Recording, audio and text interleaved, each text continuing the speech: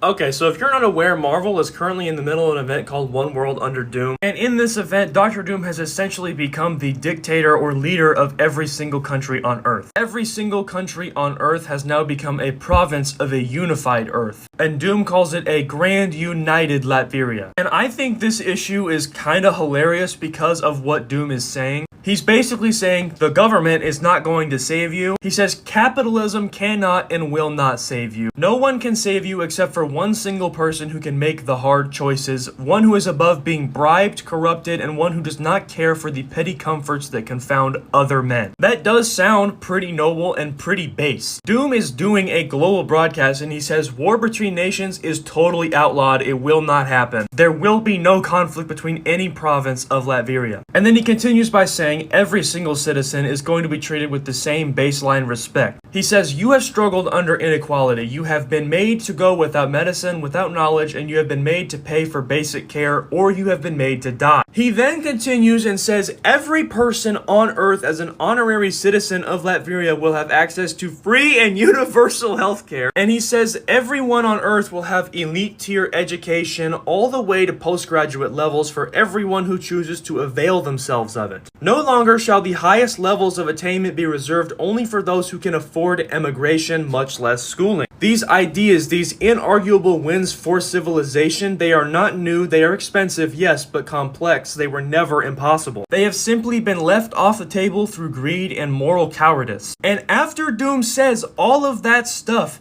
this is how the world's heroes pull up to Latveria to stop him. Doom gets on international TV and says capitalism is screwing you guys over. You are all gonna get free healthcare, great education, and no more war. And the Avengers are like, nah. We can't allow this shit. He's gotta be lying. This is too good to be true. So they pull up to Latveria and they come across Baron Helmut Zemo. And initially, he was siding against Doom, and then in a matter of minutes, he flip-flopped like a light switch and was siding with Doom. Come to find out that Baron Zemo was actually dead and that Doom had killed him months ago. And then he replaced him with one of his own Doombots to make it seem like he had negotiated with Zemo to come to terms. Doom gets called out for this, and then he gets back on the international broadcast and says, yeah, I lied about it, but I'm not apologizing for it. I killed Zemo and I also killed Red Skull because those guys were proud, unrepentant Nazis and they led a gang of racists, and truth be told, they were a problem. One that the Avengers have been trying to get rid of since World War II. That's crazy. And from an in-universe perspective, you're looking at this and you're thinking, huh, Dr. Doom said no more war, he got rid of the Nazis, he's giving us all free healthcare, and he's giving us great education. Man, this guy is great! Why are the Avengers trying to stop him? Like, are they even on the right side here? I understand that's the whole point. Regular in-universe civilians would have no way of telling what's going on behind the scenes, but still, I thought this first issue was kinda hilarious. Let me know what you guys think.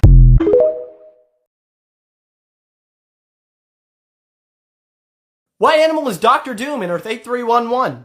For those out of the loop, and yes, there are still people out of the loop, Earth 8311 is a Marvel universe where everyone is an animal. And this person would like to know, what animal is Doctor Doom? Doctor Doom is actually a duck, and he goes by the name Doctor Doom.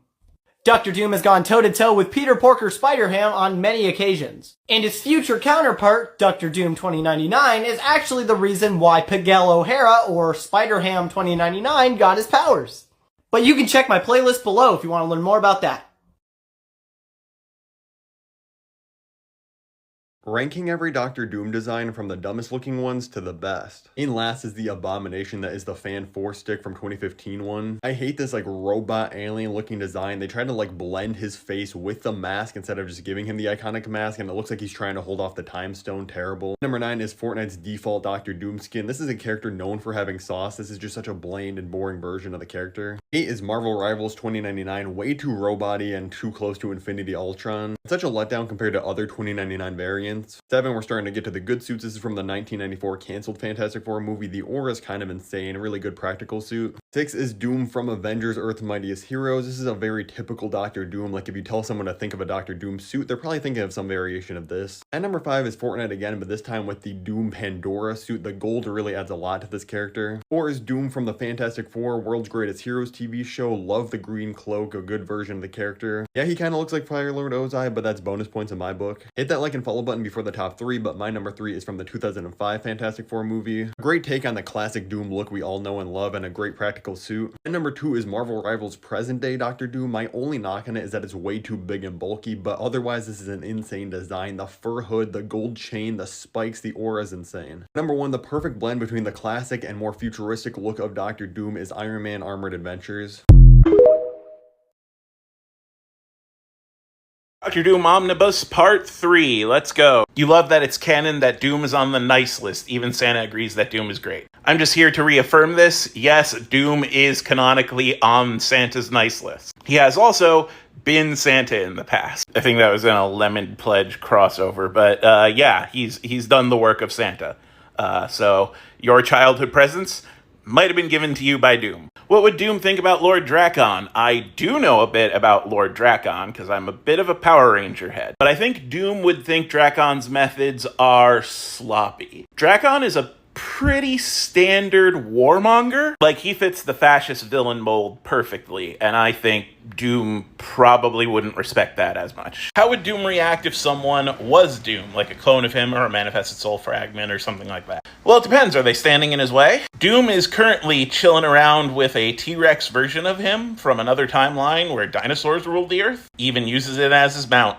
So, you know, if you're gonna ally yourself with 616 Doom, then he'll treat you like an ally. But there is another Doom who made peace with Reed Richards and turned his timeline into a utopia. Dr. Doom incinerated that whole timeline. He also cloned himself, gave the clone superpowers, was going to make him an heir. Clone tried to overthrow him, so he killed him. So yeah, Doom interacting with people who are actually Doom.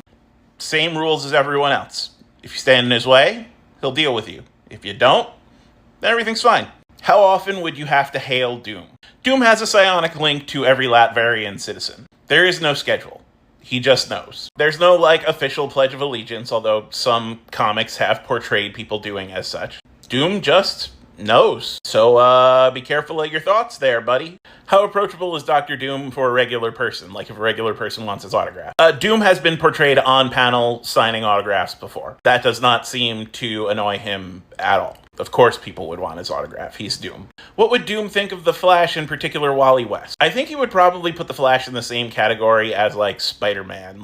Look at them as generally, a good force in the world, but clearly below him because Doom. The problem is, don't let Doom know about the Speed Force. Because a fundamental force that can rewrite the laws of physics is something that Doom would take a deep interest in.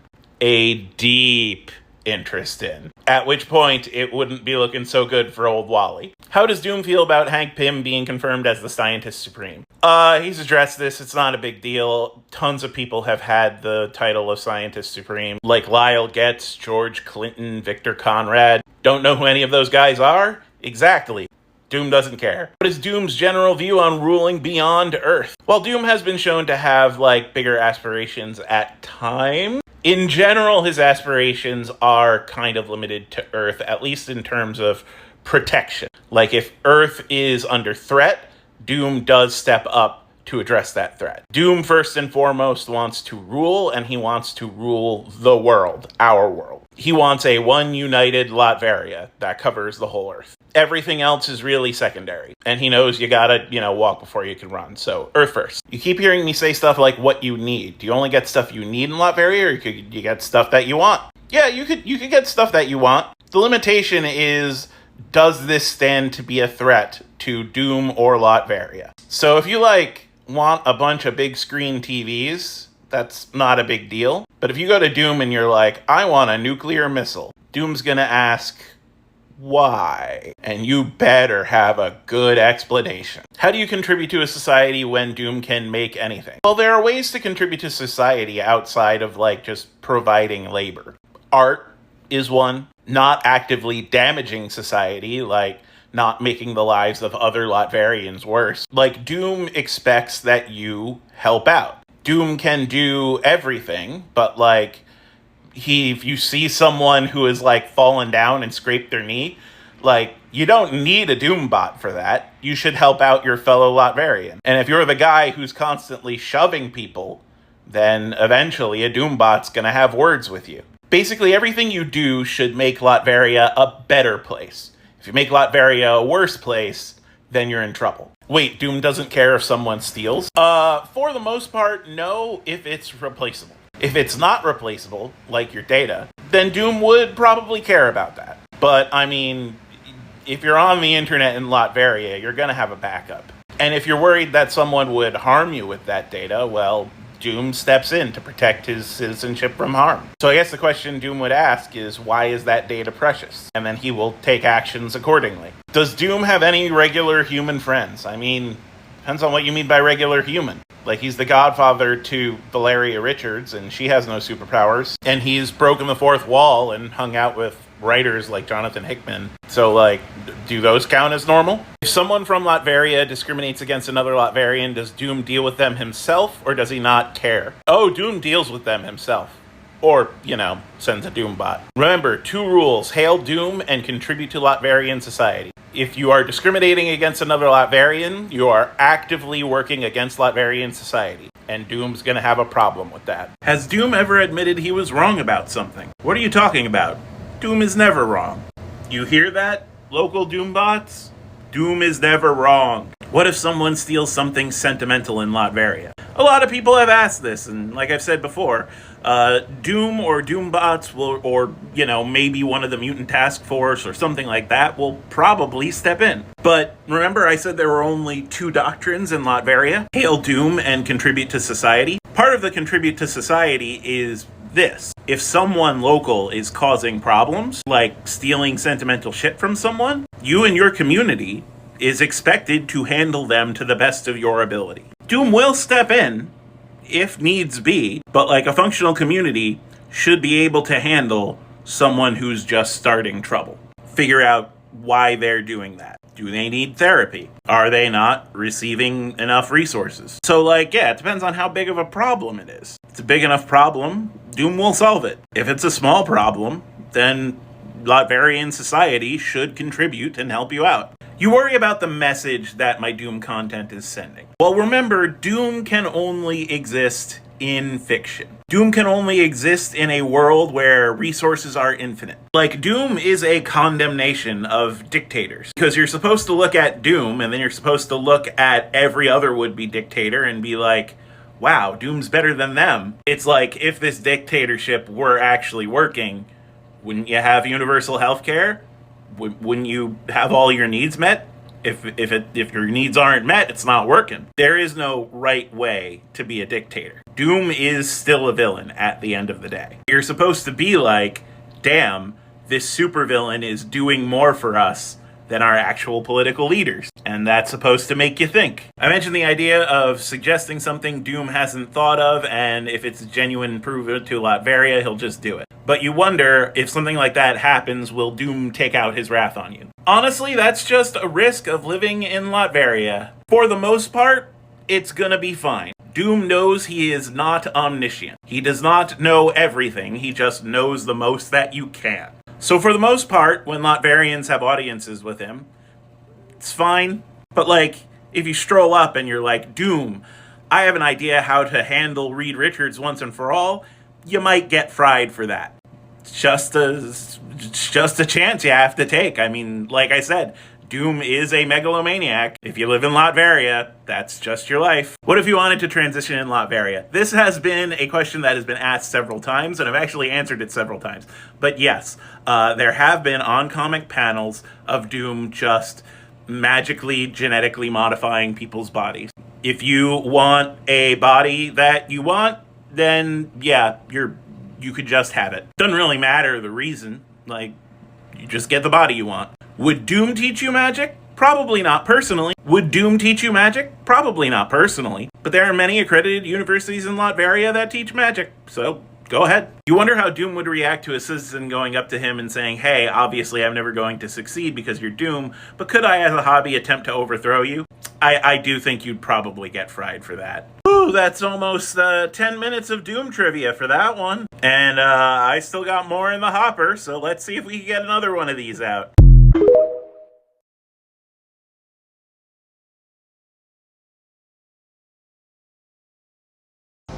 This is one of my favorite running gags when it comes to Doctor Doom, because those robots that he created, the Doombots, are not only do they look exactly like him, but they're almost just as powerful as he is, to the point that those robots are able to take on heavy, like, big, powerful threats themselves. So what this means is that you will go through an entire battle, almost die, struggle, and just barely win, only to find out in the end that it wasn't Dr. Doom, it was a freaking Doombot! And it is a running gag to the point that it's just like, it's like when you're playing Dungeons and Dragons and you're fighting the big villain, and in the end, it's revealed after you've lost like 3 teammates and it's almost been a TPK, it's revealed that it was just an illusion. It is one of my favorite running gags because of the fact that he has an army of them, so he can constantly do this, so no one's ever really sure it's him.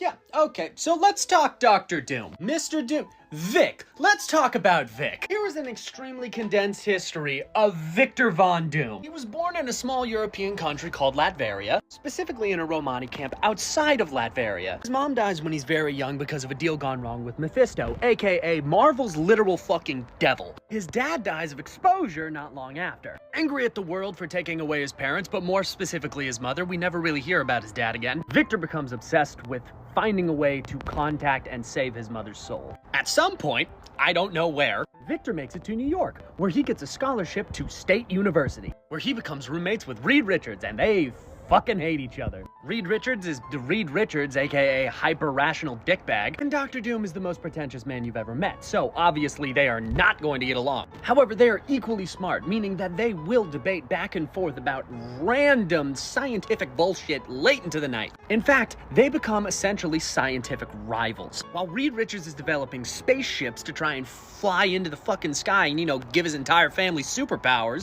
Vic is back in their fucking dorm room doing some unethical ass experiments. You see, he's trying to create a machine to be able to send his astral form into literally fucking hell so that he can either A, fight, or B, bargain with Mephisto. Well, as sketchily jury-rigged portals to hell assembled in your dorm room with confiscated parts unethically sourced from State University tend to go, it goes wrong and explodes in his face, scarring him for life, debatably over his whole face, but if you listen to Jack Kirby, just this one scar, unless you actually, like, read the comic where it shows his whole head is scarred. Anyway, it explodes and he gets expelled for, you know, unethical experiments about building a portal to hell in his dorm room. And Victor goes, fine, if I can't unethically source my parts from State University in New York, I'll just go back to Latveria and, you know, depose the king. And he does that. Well, technically first he stops by a couple of Tibetan monks who build him a suit of armor and then put a searing hot mask onto his face, scarring him for life